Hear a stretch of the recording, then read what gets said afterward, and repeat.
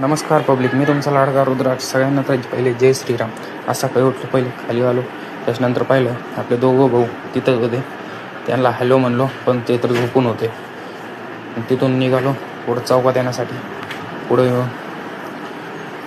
पुढं आलो तर चौकात आलो.